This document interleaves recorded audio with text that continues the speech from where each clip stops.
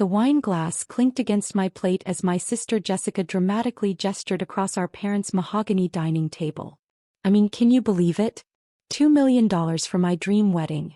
The venue alone costs more than what Sarah probably makes in 5 years.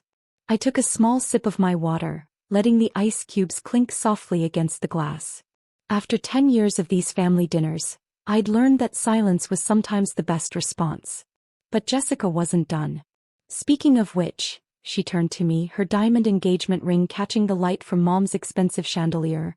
What exactly do you do now, Sarah? Still pushing papers somewhere. Mom shifted uncomfortably in her chair but didn't speak up. Dad became suddenly very interested in cutting his steak. They'd perfected the art of looking away when Jessica started her usual routine. I work at the Grand Plaza Hotel, I said simply.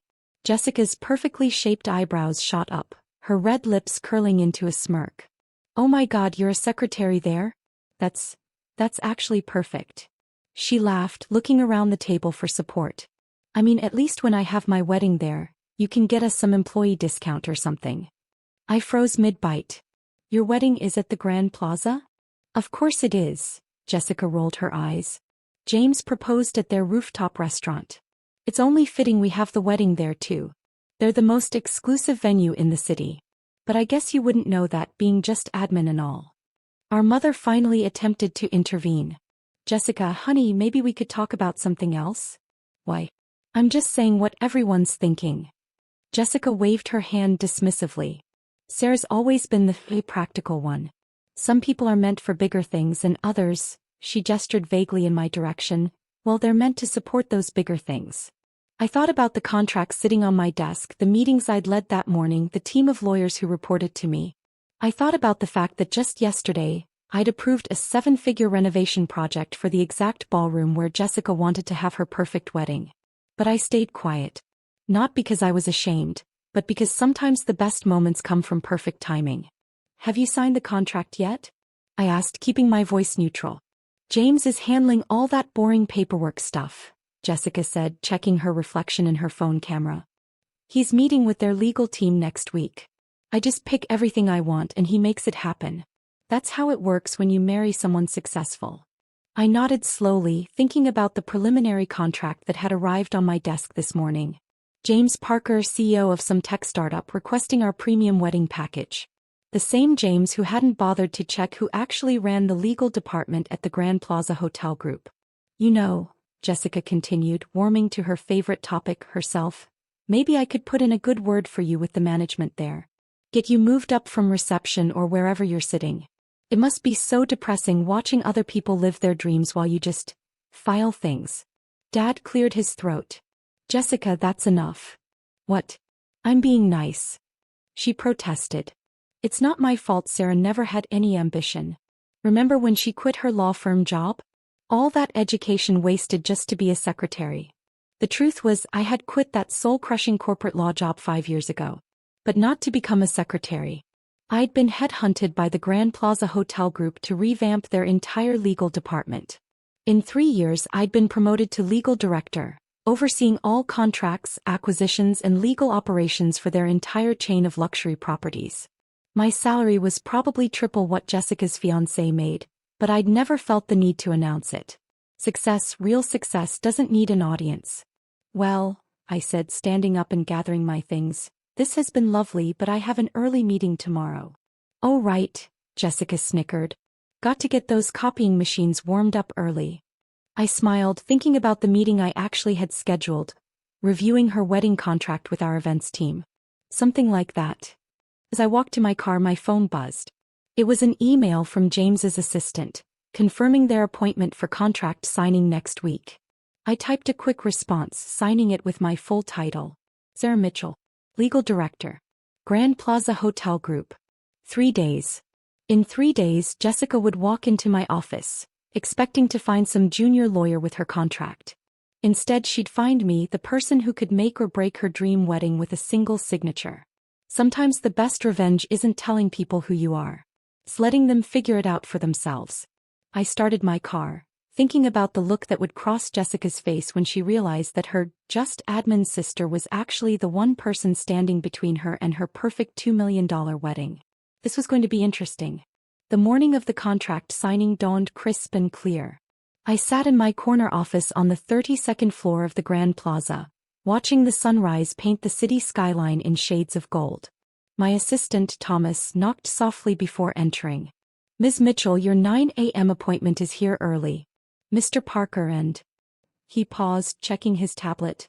"His fiancée are waiting in the main conference room." I glanced at the antique clock on my wall. 8:37 a.m. Jessica had never been early for anything in her life. This wedding must really matter to her. "Let them wait," I said calmly, adjusting my Cartier watch, a gift to myself after my last promotion. "Bring them in at exactly 9. I spent the next 20 minutes reviewing their contract one final time, though I'd already memorized every detail. The Grand Plaza's premium wedding package. Exclusive use of our historic ballroom, top-tier catering, premium floral arrangements, the works. Total cost, $2.1 million. At precisely 9 a.m., I heard Jessica's voice floating down the hallway, loud and demanding as ever. "I don't understand why we're meeting in the legal department. James, didn't you say we'd be meeting with the events team?" I stood, smoothing my tailored Chanel suit.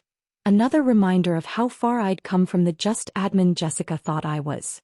The double doors opened. James entered first, tall, confident, exactly the type Jessica would choose. He stopped abruptly when he saw me, confusion flickering across his face. Behind him, Jessica was still talking, her eyes fixed on her phone. "Honestly, these people should come to us. Don't they know who you are? I mean, my sister works here as some kind of secretary and even she—" Her voice died as she finally looked up. The phone slipped from her perfectly manicured hands, clattering on the polished marble floor. "Sarah," she whispered. I smiled professionally. "Good morning, Mr. Parker, Ms. Mitchell. Please have a seat."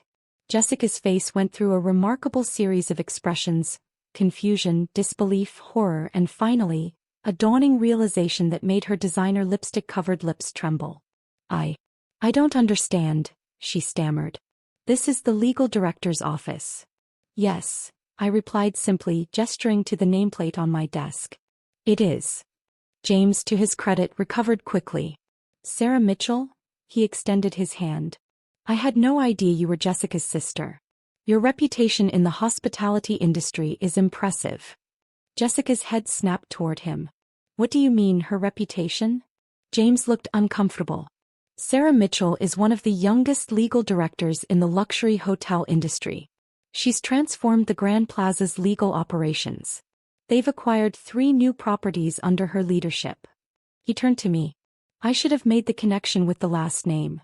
Jessica sank into one of the leather chairs, her face pale beneath her expensive makeup. But you said you worked here. You never said." "You never asked," I replied, opening their contract. "You assumed." The next hour was deliciously uncomfortable. I walked them through every detail of the contract, watching Jessica shrink smaller with each passing minute. Every time I mentioned a figure, the $50,000 flower budget, the $200,000 catering minimum, she flinched. "Now," I said finally, "there are a few issues we need to discuss." Jessica's head shot up. "Issues?" "Yes. Our premium package requires a 50% non-refundable deposit. Additionally, there are several date conflicts with your chosen weekend. The ballroom is already reserved for a charity gala I personally oversee." But that's our date," Jessica whispered. "We've already sent save the dates." "I see." I made a show of checking my calendar. "Well, as a courtesy to family, I might be able to help resolve these conflicts. Although," I paused, meeting her eyes, "I'm just admin, so my influence might be limited." The words hung in the air between us, heavy with meaning. Jessica's face crumpled as her own cruel comments came back to haunt her. "Sarah, I didn't know. I'm so—" I held up a hand, stopping her. "Let's keep this professional, shall we? Now about that deposit." As I continued reviewing the contract, I thought about all the family dinners, all the snide comments, all the times Jessica had tried to make me feel small. Now, sitting in my office, wearing a suit that cost more than her first car, I realized something important. Success doesn't need to shout to be heard. Sometimes it just needs to wait for the right moment to whisper. "One more thing," I said, pulling out another document. As legal director, I need to approve all premium event contracts personally. So Jessica, I slid the paper across my desk, watching her eyes widen at the seven-figure total. Shall we discuss how you'd like to proceed? The fallout from that meeting rippled through our family like a stone dropped in still water. By dinner time, my phone was flooded with messages. Mom's tentative apologies, Dad's awkward attempts at reconciliation, and most surprisingly, a lengthy email from James, Jessica's fiancé. I had no idea about the family dynamics, he wrote. Jessica's version of your career path was significantly different from reality. I'm actually embarrassed I didn't connect the dots sooner. Your reputation in the industry is stellar. I sat in my home office, a glass of aged whiskey in hand, reading the messages but not responding. My penthouse apartment overlooked the same city skyline visible from my office, though now it was dotted with evening lights. This view had cost more than Jessica's entire wedding budget, but unlike her, I'd earned every penny myself. The next morning, my assistant Thomas intercepted me as I walked into the office. Your sister has been calling every hour since we opened, he said, holding out a stack of pink message slips. She's also in the lobby. Again. I checked my watch, 7:30 a.m. Jessica, who had never willingly woken up before 9, had been waiting in the lobby of my building. Send her up in 30 minutes, I said, settling into my morning routine. When Jessica finally walked into my office, she looked different. Gone was the perfectly curated Instagram-ready appearance. Instead, she seemed smaller, almost fragile. Sarah, she started, then stopped, twisting her engagement ring nervously. I don't even know where to begin. I gestured to the chair across from my desk. The beginning might work. She sat down, smoothing her skirt with shaking hands. I've been awful to you. For years. I always thought I was the successful one. The one who had it all figured out. And it was easier to believe you were struggling than to admit maybe I was wrong. Wrong about what exactly? I kept my voice neutral. Everything. Her voice cracked. I thought success meant marrying someone important, having the perfect Instagram life. I looked down on you for working, for not being married, for what I thought was a dead-end job. She laughed bitterly. And all this time, you've been more successful than I could ever imagine. I leaned back in my chair, studying her. Do you know why I never corrected you? Any of you? She shook her head. Because I learned something important when I left that law firm 5 years ago. Real success doesn't need validation.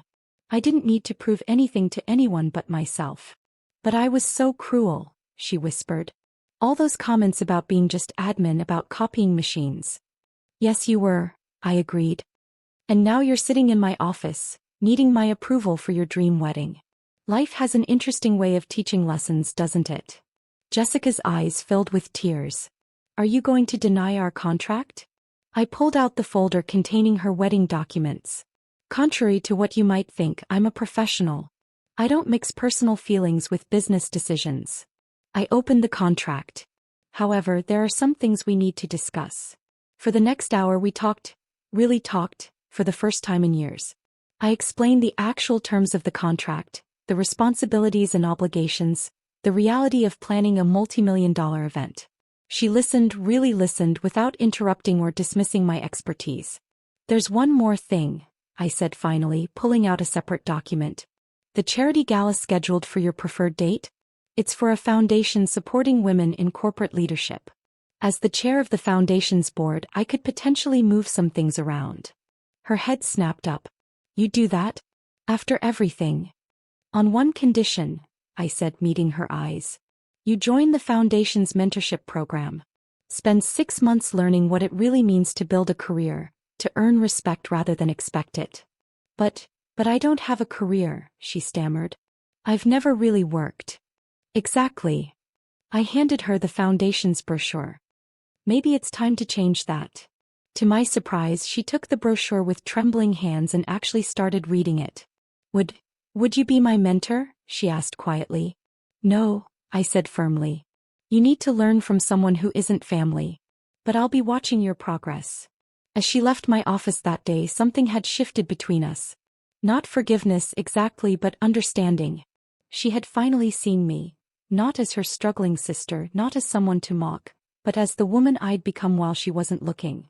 3 months later, I sat in the back of our foundation's quarterly meeting, watching Jessica give her first presentation. She wasn't polished or confident yet, but she was trying. Really trying. Her Instagram posts about luxury shopping had been replaced by posts about professional development and women in business. My phone buzzed with a message from James. "Thank you. He's different now. Better." I smiled, remembering that family dinner where Jessica had laughed about me being just admin. Sometimes the best revenge isn't proving people wrong. It's helping them become better people in spite of themselves. The next family dinner was different. Jessica didn't dominate the conversation with wedding talk. Instead, she asked me about my career journey, about the challenges I'd faced, about the lessons I'd learned. "I can't believe how blind I was," she said quietly as we helped Mom clear the dishes. "All those years I thought I was better than you because I had the perfect life on paper. But you were building something real." I handed her a plate to dry. "It's never too late to build something real of your own." She nodded, looking down at her engagement ring. "I know. That's why James and I are postponing the wedding. I want to find my own path first, build my own success story." I smiled, thinking about the contract still sitting in my desk drawer. Sometimes the biggest victories aren't the ones we plan. They're the moments when those who once looked down on us finally look up and see us clearly.